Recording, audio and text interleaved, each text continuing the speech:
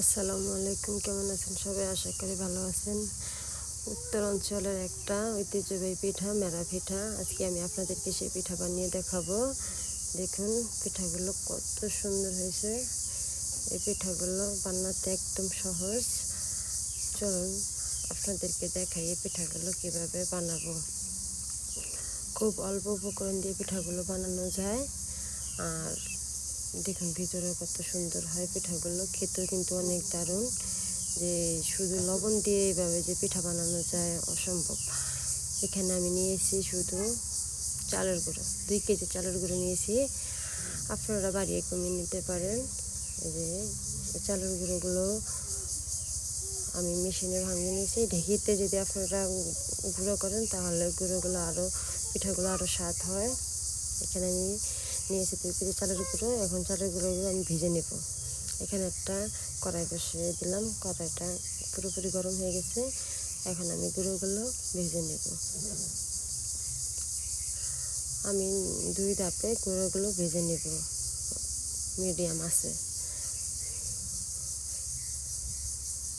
অনবরত নাড়াচাড়া করতে হবে, তা না হলে পিঠাগুলো ভালো হবে না। আর আপনারা যদি অবশ্যই পিঠাগুলো বানান অবশ্যই গুঁড়াটা ভেজে নেবেন। যদি আপনারা শুধু গরম পানি দিয়ে পিঠাটা বানান, অনেকেই গরম পানি দিয়ে পিঠাগুলো বানায় কিন্তু ভালো হয় না, ভিতরে কাঁচা কাঁচা থাকে। যদি আপনারা চালের গুঁড়াটা একটু ভেজে নেন তাহলে পিঠাটা খুব ভালো হয়, পুরোপুরি সিদ্ধ হয়। অনবরত নাড়তে হবে, তা না হলে পুড়ে যাবে। খুব ভালোভাবে ভাজতে হবে যেন কোনো জায়গায় তলা পেকে না থাকে, তাহলে পিঠার ভিতরে গুটি গুটি হবে, খেতে ভালো লাগবে না, কাঁচা কাঁচা থাকবে। এই যে দেখুন একটু লাল লাল করে ভেজে নিতে হবে। এখন আমি ঢেলে নিলাম। এভাবে আমি সবগুলো গুঁড়া ভেজে নেব। এই যে দেখুন আমি এখন সবগুলো গুঁড়া ভেজে নিলাম। এখন ঠান্ডা করার জন্য বড় একটা পাত্র নিলাম। এখন বারে বারে উল্টিয়ে পুল্টিয়ে আমি ঠান্ডা করে নেব। এখানে চাইলে আপনারা গরম পানি দিতে পারেন, হালকা কুসুম গরম পানি, তাহলে পিঠাটা আর একটু বেশি নরম হয়। তার কোনো প্রয়োজন নেই। এখানে আমি দিয়ে দিলাম স্বাদ মতো লবণ।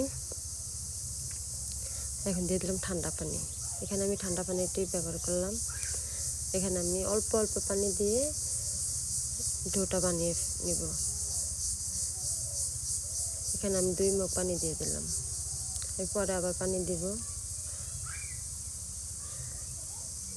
দেখুন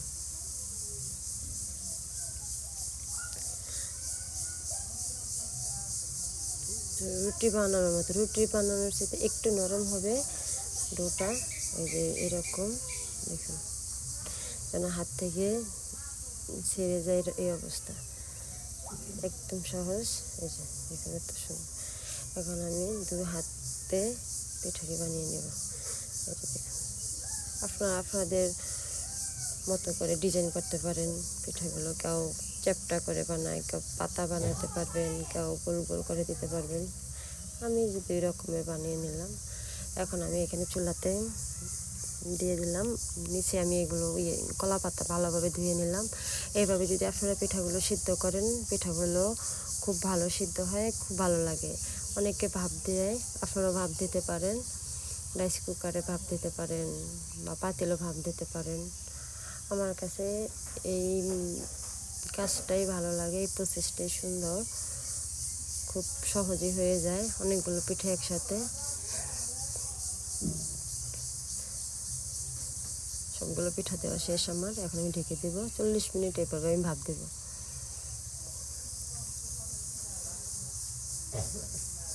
40 মিনিট পর ফিরে আসলাম। দেখুন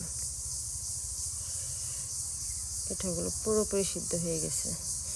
এখন আমি গরম পানিগুলো ফেলে দিয়ে ঠান্ডা পানি দেবো।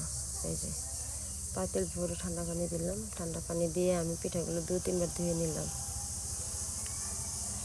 এখন ওই প্লাস্টিকের ছাঁকনির ভিতরে পিঠাগুলো ঢেলে দেব যেন সবগুলো পানি ঝরে যায়। এখন আমি ঠান্ডা হওয়ার জন্য দিচ্ছি। দেখুন ভাপ বের হইতেছে। পুরোপুরি পিঠাগুলো সিদ্ধ হয়ে গেছে। আপনাদেরকে আমি একটা ভেঙে দেখাচ্ছি। একদম বানানো সহজ পিঠাগুলো। যদি আমার এই রেসিপিটা যদি আপনাদের ভালো লাগে অবশ্যই বাসায় ট্রাই করবেন। আল্লাহ হাফেজ।